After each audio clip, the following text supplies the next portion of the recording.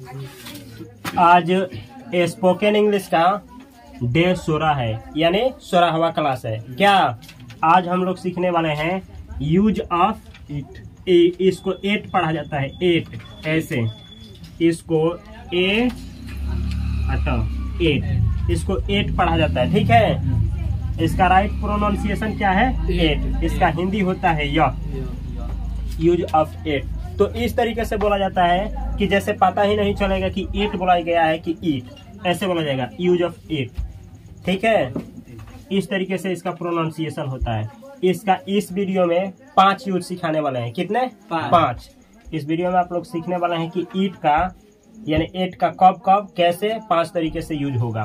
पहला यूज है eight vs this. कहने का मतलब है जहां आप दिस का प्रयोग करते हैं वहां आप एट का प्रयोग कर सकते हैं, और जहां आप एट का प्रयोग करेंगे वहां दिस का प्रयोग कर सकते हैं। एट और दिस दोनों का प्रयोग याद रखना है, सजीव और निर्जीव दोनों के लिए किया जाता है। क्या बोले हम? एट और दिस का प्रयोग सजीव निर्जीव दोनों के लिए किया जाता है।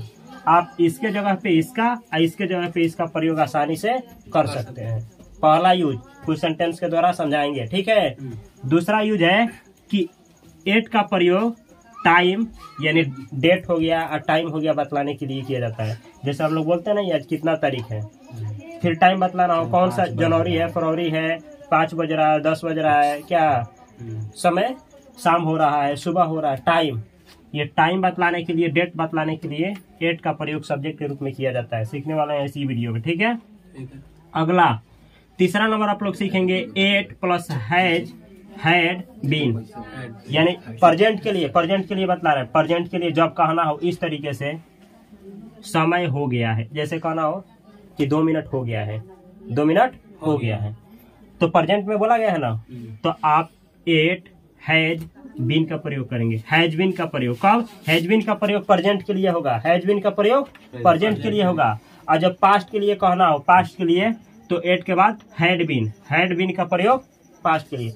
हम आप लोगों को हैव वर्ब का 5 फॉर्म बतलाए थे, तो वहाँ पे बतलाए थे कि हैज जो होता है 5वां फॉर्म होता है, और इसका प्रयोग प्रेजेंट टेंस में होता है, बतलाए थे। और हैड जो होता है वो तीसरा और दूसरा फॉर्म होता है, और ये भी बतलाए थे कि इसका प्रयोग पास्ट टेंस में होता है, बतलाए थे ना। तो जैसे कहना हो कि 4 मिनट हो गया था, इस तरीके का सेंटेंस बनाना हो तो हो गया था, तो किसका प्रयोग होगा? Had been. हो गया है तो हैज बीन। और इसी तरीके से बोले विल हैव बीन, तो हो जाएगा के सेंस देगा, विल हैव बीन। ठीक है, तो आगे कभी सिखाएंगे, गा वाला यहाँ पे हटा दिया जाए, फ्यूचर के लिए आगे बतलाएंगे। ठीक है, अगला प्रयोग इस तरीके से होगा ईट, इसके बाद से टेक्स, या फिर टेक वर्ब का सेकंड फॉर्म होता है टूक या विल टेक। एक बार समझा जाए, जब प्रेजेंट के लिए, अच्छा इसका यूज कब होगा? समय लगता है चाहे समय लगा। जब कहना हो आपको इसको करने में 10 मिनट लगता है चाहे 4 महीना लगता है, तो प्रयोग होगा ईट टेक्स, प्रेजेंट में टेक्स। लगा, इसको करने में 2 महीने लगा, समय लगा, तो ईट के बाद टूक। लगेगा, अभी लगा नहीं है, लगेगा फ्यूचर। ईट के बाद विल टेक। समझ में आया है? तो वहीं लिखे हैं समय लगता है, समय लगा या समय लगेगा। यहाँ आप क्या लिख सकते हैं? समय लगेगा। तो आप लोग लिख लीजिए कि यहाँ लिखा जाएगा समय लगेगा, समय लगेगा। ठीक है, अगला समझा जाए और उसके बाद से कुछ उदाहरण लेकर के अच्छा से समझाएंगे। 5वां यूज ईट आएगा, उसके बाद आएगा रेन होता है, रेन का मतलब होता है वर्षा होना, बारिश होना। ठीक है, बारिश होना। या हेल का मतलब होता है ओला गिरना। ओला समझते हैं लोग? जो बर्फ गिरता है, बर्फ, वो जो बर्फ बोलते हैं लोग, वही बर्फबारी होना, वही ओला गिरना का अंग्रेजी होता है हेल। ठीक है, तो ईट के बाद कभी भी रेन वर्ब का यूज होगा, नहीं तो हेल, यानी कभी भी बारिश बरसे और उसको बतलाना हो तो सब्जेक्ट कौन सा बनेगा? एट। जैसे बारिश हो रही है, कल बारिश हुई, परसों बारिश होने वाला है, तो बारिश का जब भी बात होगा सब्जेक्ट एट ही बनेगा। कोई टेंस हो, बारिश का बात होगा चाहे ओला गिरना का बात होगा, सब्जेक्ट के रूप में हमेशा कौन होगा? एट। समझ में आया है? सर एक बार और बताइए। कभी भी बारिश का बात हो या ओला गिरने की बात हो, जैसे कहना हो कि कल बारिश होने वाला है, चाहे कल बारिश हुआ था, आज बारिश होने वाला है, ठीक है, तो बारिश की बात हो रहा है ना, तो सब्जेक्ट के रूप में ही सी इट देना ही आएगा, दिस नहीं आएगा, दैट नहीं आएगा, दीज नहीं आएगा, दोज नहीं आएगा, क्या आएगा, एट आएगा। ठीक है, हम एक ही चीज याद रखना है, बारिश का बात हो चाहे ओले गिरने का बात हो, सब्जेक्ट हमेशा एट ही होगा, टेंस कुछ भी हो। ठीक है, कुछ उदाहरण लेते हैं पहला वाला का। पहला जो है कि एट के जगह पे दिस का प्रयोग या दिस के जगह पे एट का प्रयोग कैसे किया जाएगा। ठीक है, यहाँ पे लिखे हैं, जैसे कहना हो यह एक कलम है, यह एक कलम है, तो आप लोग ऐसे बोलेंगे English, this is a pen, this is a pen. This मतलब यह, इज यानी है, और यानी एक, पेन यानी कलम, यह एक कलम है, यह एक कलम है। इसी को आप दिस के जगह पे इसी वाले सेंटेंस को या दूसरे तरीके से कैसे बोल सकते हैं, एट इज अ पेन। कहना क्या है, मतलब कहने का मतलब है ये जो दिस है, दिस, इस दिस के जगह पे आप किसका यूज कर सकते हैं, एट का। दिस के जगह पे लगाएंगे एट, तो इस तरीके से हो जाएगा, एट इज अ पेन। इसका भी मतलब क्या हुआ कि यह एक कलम है। तो आसानी से सीख लेना है हमेशा हमेशा के लिए कि जहाँ दिस रहेगा उसके जगह पे आप लोग एट लगा सकते हैं, लगाना है। इन दोनों का प्रयोग, दिस और एट का प्रयोग निर्जीव चीज के लिए और सजीव चीज के लिए, दोनों के लिए किया जाता है। समझ में आ गया? ये पहला वाला का। अच्छा देखिए लो, तो ये क्लियर हो गया ना कि एक जगह पे एक दूसरे का यूज हो जाएगा क्या। अच्छा दूसरा सेंटेंस लेते हैं, कौन है, यहाँ क्वेश्चन मार्क रहेगा हिंदी में, कौन है। जैसे मानिए लो कॉल कर दिया कोई, हम फोन उठाने वाले हैं, तो आप लोग पूछेंगे, जानना है कि कौन है। हो सकता है कि डाउट होता है क्या, या फिर कोई दरवाजा खटखटाने लगे आकर के, हम अंदर हैं, तो हम बोलेंगे कौन है, बोलेंगे ना। तो इंग्लिश में ऐसे बोला जाएगा, हु इज दिस। हु यानी कौन, इज यानी है, दिस यानी यह मतलब कौन है। या फिर इसी सेंटेंस को आप ऐसे बोलेंगे, हु इज एट, इस दिस के जगह पे एट। इस दोनों सेंटेंस का हिंदी क्या हुआ, कौन है। समझ में आ गया है ना। तो सीखने को क्या मिला कि जहाँ दिस रहेगा वहाँ एट का प्रयोग आसानी से कर सकते हैं। और यहाँ आप यह भी सीख सकते हैं कि यहाँ दिस का प्रयोग निर्जीव के लिए किए हैं, कॉलम के लिए, निर्जीव के लिए, और यहाँ एट का प्रयोग निर्जीव के लिए ही हुआ है। और यहाँ पे देखिए लो, दिस का प्रयोग कोई आदमी के लिए हुआ है, और एट का प्रयोग कोई आदमी सजीव होता है। यानी एट और दिस का प्रयोग सजीव निर्जीव दोनों के लिए आसानी से किया जा सकता है। पहला वाला ये समझ में आ गया है। अब आप लोग सीखेंगे ये सेकेंड स्ट्रक्चर कि एट का प्रयोग को क्या आएगा, एट के बाद आएगा आपका टाइम या डेट, यानी टाइम या डेट बतलाने के लिए किसका प्रयोग होगा सेंटेंस में, एट का। कुछ उदाहरण के द्वारा क्लियर करेंगे, देखा जाए। अच्छा अभी दिस पे ही एक और उदाहरण है, मैं हूँ। अच्छा आप इधर से पूछेंगे कौन है, तो जो दरवाजा खटखटा रहा होगा वो बोलेगा ना कि मैं हूँ, उधर से आवाज आएगा मैं हूँ। तो इंग्लिश में वो ऐसे बोलेगा, this is me, this is me. This is me का मतलब हुआ मैं हूँ। अपना नाम बतलाएगा राहुल, कुछ भी बोल सकता है। जैसे बोला, आपने पूछा कौन है, उधर से बोला मैं हूँ उपेंद्र, हो सकता है ना। तो इसी तरीके से बोलेगा वो इंग्लिश में, दिस इज मी राहुल। या फिर इसी सेंटेंस को ऐसे बोलेगा, it is me Rahul. This के जगह पे क्या लगाएगा, इस दिस के जगह पे यूज करेगा वो एट का। समझ में आ गया ना। तो 3 उदाहरण के द्वारा आप लोगों को ये हम सिखाए हैं, 3 उदाहरण लेकर के, कि दिस के जगह पे एट का या एट के जगह पे दिस का प्रयोग आप कर सकते हैं, सजीव और निर्जीव दोनों का बोध कराने के लिए। समझ में आ गया। अब ये सेकेंड वाला का प्रयोग किस सीखा जाए कि टाइम और समय को बतलाने के लिए किसका प्रयोग किया जाता है, एट। चलिए लो देखा जाए, आज मेरा जन्मदिन है, बतलाना है ना, समय बतलाया जाएगा कि आज जो समय है वो क्या है, मेरा जन्मदिन है। तो इंग्लिश ऐसे बनाया जाएगा। अक्सर लोग कहते भी हैं, बतलाना चाहते हैं कि आज मेरा जन्मदिन है, तो आप लोगों को भी किसी से कहना है कि आज मेरा क्या है, जन्मदिन है, तो इंग्लिश में ऐसे कहा जाएगा, ऐसे, today is my birthday, today is my birthday. Today मतलब आज, इज यानी है, माई बर्थडे यानी मेरा जन्मदिन। इंग्लिश क्या हुआ, आज मेरा जन्मदिन है, आज जो है वो मेरा जन्मदिन है। ये थोड़ा इनफॉर्मल माना जाता है। इनफॉर्मल मतलब इस सेंटेंस का प्रयोग अपने दोस्तों के लिए करेंगे, दोस्तों से शेयर करने के लिए, बतलाने के लिए, अनौपचारिक, ठीक है। और जो फॉर्मल होता है वो ये सेंटेंस होता है, इसी को ऐसे it is my birthday today, it is my birthday today, it is मतलब यह है, माई बर्थडे मेरा जन्मदिन, टूडे यानी आज। तो इस सेंटेंस का हिंदी हुआ आज मेरा जन्मदिन है, आज मेरा जन्मदिन है। एक चीज आप लोगों को सिखाना हम चाहेंगे, कोई भी सेंटेंस हो, किस वाला, डेट वाला या टाइम वाला, तो वहाँ पे हमेशा और हमेशा सब्जेक्ट के रूप में एट का प्रयोग किया जाता है, मतलब IT, एट। समझ में आया है ना? हमेशा कोई भी सेंटेंस बतलाना हो तो सब्जेक्ट के रूप में एट का प्रयोग होगा। कब? जब समय और डेट का बोध कराना हो तब। जैसे देखा जाए एक अगला सेंटेंस इसी पे, किसी को कहना हो कल छुट्टी होगी, कल ये समय है ना, कल क्या होगी? छुट्टी होगी। तो कैसे बोला जाएगा? इस तरीके से, it will be holiday tomorrow, it will be holiday tomorrow, it will be कल ना, इट विल बी मतलब होगी, हॉलीडे यानी छुट्टी, और टुमारो यानी कल। हिंदी क्या हुआ? कल छुट्टी होगी। समझ में आया है? कल छुट्टी होगी।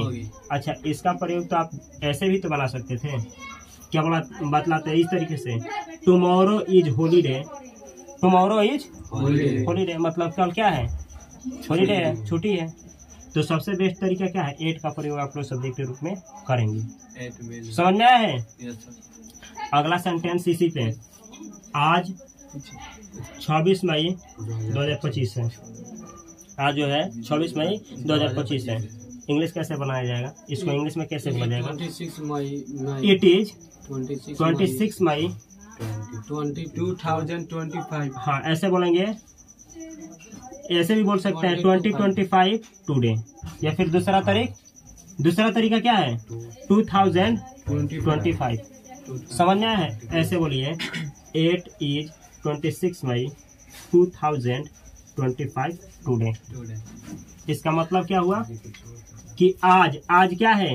26 मई 2025। ऐसे ही कोई भी दिन बतलाना हो, जैसे बतलाते हैं ना कि आज इतना अक्टूबर 2000 इतना है, तो इट उसके बाद से इसी स्ट्रक्चर का सेम कॉपी पेस्ट मारा जाएगा। समझ में आ गया ना? yes, तो ये जो अगला सेंटेंस इसी पे, अच्छा ये भी क्लियर हो गया कि एट डेज का प्रयोग एक जगह पे आप कर सकते हैं, उसको खोल दिया जाए। एक दूसरे का प्रयोग एक जगह पे आप करेंगे, ठीक है। एट का प्रयोग टाइम या समय बतलाने के लिए किया जाएगा, डेट बतलाने के लिए। अब तीसरा, एट के बाद आप किसका यूज करेंगे? हैज बीन का या हैड बीन का। हैज बीन का यूज कब होगा? प्रेजेंट के लिए, हैज बीन प्रेजेंट के लिए। और हैड बीन का प्रयोग कब होगा? पास्ट के लिए। लेकिन किस अर्थ में? जब कहना हो कि इतना समय हुआ है, जैसे 2 मिनट लगा है, 4 मिनट लगा है, क्या लग गया है? हो चुका है, हो चुका है, इतना समय हो चुका है। जैसे तीसरा देखिए लो, 2 दिन हो गए हैं, 2 दिन हो गए हैं, ठीक है। तो 2 दिन हो गए हैं, तो ऐसे it has been 2 days. Has been का प्रयोग क्यों किए हैं? प्रेजेंट के लिए। अगर इसी को बोलना होता कि 2 दिन हो गए थे, इट हैड बीन 2 डेज। अगर फ्यूचर के लिए कहना हो तो इट विल, अतः have been 2 days, it will have been 2 days, 2 दिन हो गए होंगे, ठीक है। आगे एक और सेंटेंस देखा जाए, ऐसे कहना हो कई साल हो चुके थे, बोला जाएगा ना कई साल हो चुके थे, तो इंग्लिश क्या होगा? It had been, it had been. Had been क्यों? पास्ट की बात हो रही है। ये है it had been many years, many years मतलब कई साल। तो हिंदी क्या हुआ? कई साल हो गए थे, कई साल हो गए थे या कई साल हो चुके थे। समझ में आ रहा है कि नहीं? इसी को प्रेजेंट में बोला, प्रेजेंट में कई साल हो गए हैं, अभी हो गए हैं। इंग्लिश क्या होगा? It has been many years. It has been many years. It has been many years. कई साल हो गए हैं, हो गए हैं। समझ में आ गया ना? अगला सेंटेंस, अच्छा इस तरीके से अगर कहना हो तो क्या होगा? मुझे 2 दिन हो गए हैं। तो पहले इतना का इंग्लिश क्या होगा? 2 दिन हो गए हैं, तो इट हैज बीन 2 डेज। समझ में आया है? 2 दिन हो गए हैं। It has been 2 days। और तब मुझे ना तो 2 देखा कि मी टू मी, तो इसे पढ़ा जाएगा it has been 2 days to me. मुझे 2 दिन हो गए हैं। ऐसी को पास्ट में कहना, मुझे 2 दिन हो गए थे, मुझे 2 दिन हो गए थे। इंग्लिश क्या होगा बोला जाए, मुझे 2 दिन हो गए थे। 2 days to me. It had been 2 days to me, मुझे 2 दिन हो गए थे। अच्छा, कोई लड़की है और उसको कहना है कि उसे 2 दिन हो गए हैं, सेंटेंस यही होगा it has been 2 days to her लड़की है तो हर। अच्छा, ऐसे बोलना है राम को 2 दिन हो गए हैं। It has been 2 days to Ram को 2 दिन हो गए हैं। जिसके लिए बोलना है यहाँ पे 2 के बाद लिख देना है। आपको 2 दिन हो गए हैं, आपको 2 दिन हो गए हैं। It has been 2 days to you. समझ में आ रहा है ना पूरा? आगे देखा जाए, अगला सेंटेंस है मुझे दौड़ते हुए 2 साल हो गए हैं। पहले इतना 2 साल हो गए हैं। It has been 2 years। यहाँ अब इतना का मुझे तो क्या चीज टू मी, क्या करते हुए दौड़ते हुए तो रनिंग। तो इंग्लिश हुआ इट हैज बीन 2 days ना, it has been 2 years to me running. इसका मतलब हुआ कि मुझे दौड़ते हुए 2 साल हो गए हैं। हैज बीन का मतलब होता है हो गए हैं। एट आया है तो समझ में आया ना पूरा? अगर इसी तरीके से कहना हो कि मुझे पढ़ाते हुए 5 साल हो गए हैं, 5 साल, इंग्लिश में क्या बोलेंगे? It has been 5 years to me teaching करते हुए 5 साल हो गए हैं। इस तरीके से सेंटेंस आप लोग भी बहुत सारा सेंटेंस इस पे बना सकते हैं। ठीक है, घर पे बनाना भी है, अलग अलग तरीके का सेंटेंस बनाना है। अब हम ये चौथा स्ट्रक्चर पे चलते हैं। एट के बाद क्या लगेगा? टेक्स। प्रेजेंट में टेक्स, पास्ट के लिए टू और फ्यूचर के लिए विल टेक। किस अर्थ में? तो समय लगता है या समय लगा या लगेगा। जैसे हम कहते हैं, कहा नहीं जाता है इसमें 2 मिनट लगेगा। जैसे पूछा जाता है अच्छा ये आप काम करने वाले हैं, ये मतलब ये आपको इस काम करने में कितना मिनट लगेगा? 2 मिनट, 2 घंटा, 4 घंटा, 6 महीना, ऐसा होता है ना। तो इस अर्थ में लगता है या लगेगा या लगा। तो ऐसे देखिए लो, चौथा पे 2 मिनट लगेगा। कितना मिनट लगेगा? 2 मिनट। तो 8 will take 2 minute. Will take का प्रयोग फ्यूचर के लिए किए हैं। 8 विल टेक 2 मिनट्स। कितना मिनट लगेगा? 2 मिनट लगेगा। अच्छा, ऐसे कहना हो 2 मिनट लगा। 8 took minutes. 8 took 2 minutes, 2 minute लगा। अच्छा, 2 मिनट लगता है, 2 मिनट लगता है। 8 टेक्स इसका 5वां form takes 2 minutes. 8 takes 2 minutes, 2 minute लगता है। विल नहीं लगेगा क्योंकि प्रेजेंट की बात हो रही है। प्रेजेंट का बात होगा तो टेक वर्ब का क्या लगेगा? 5वां फॉर्म टेक्स। अगर पास्ट का बात होगा तो इसका टू, और जब फ्यूचर का बात होगा तो विल के साथ टेक। समझ में आया है? तो ये था इस चौथे स्ट्रक्चर का पहला सेंटेंस। एक और सेंटेंस देखा जाए, अगर इसी पे कहना हो, सेम इसी पे अगर आप लोगों से कहा जाए 10 घंटा लगेगा, 10 घंटा, इंग्लिश क्या होगा? लगेगा इट विल टेक 10 आवर्स। क्या? इट विल टेक 10 आवर्स, 10 घंटे लगेंगे। अच्छा, ऐसे कहना हो 2 घंटा लगा, किसी काम में 2 घंटा लगा तो बोलना 2 घंटा लगा। क्या होगा इंग्लिश? इट विल टेक 8 टूक लगा, बीत गया टेक वर्ब का सेकंड फॉर्म। 8 टूक लगा, कितना? 2 आवर्स, 2 घंटा लगा। समझ में आया है ना? पास्ट के लिए कहना हो तो 8 के बाद क्या लगेगा? टूक। फ्यूचर के लिए कहना हो तो 8 के बाद विल टेक। आप प्रेजेंट के लिए कहना हो तो 8 के बाद टेक्स। समझ में आ गया है? 5वां स्ट्रक्चर है और 8 का 5वां यूज है कि 8 के बाद रेन या हेल वर्ब का यूज किया जाएगा। जैसे कभी भी बारिश होता है या हो रहा है या हो चुका है, बारिश के बारे में कुछ भी कहना हो या ओला गिरने के बारे में कुछ भी कहना हो तो वहाँ पे सब्जेक्ट के रूप में 8 का प्रयोग हमेशा किया जाता है, चाहे टेंस कोई भी रहे। उदाहरण के द्वारा देखा जाए क्या? 5वां का उदाहरण, आज बारिश होगी, संभावना है कि आज बारिश होगी। कहना आज बारिश होगी, क्या इंग्लिश होगा? तो सब्जेक्ट लगाएंगे एट। क्यों? क्योंकि बारिश की बात हो रही है तो एक बिना देखे लिख दिए। होगी तो विल टेक, विल रेन आज है ना, तो टुडे। इंग्लिश क्या हुआ? It will rain today. तो इंग्लिश क्या हुआ कि आज बारिश होगी।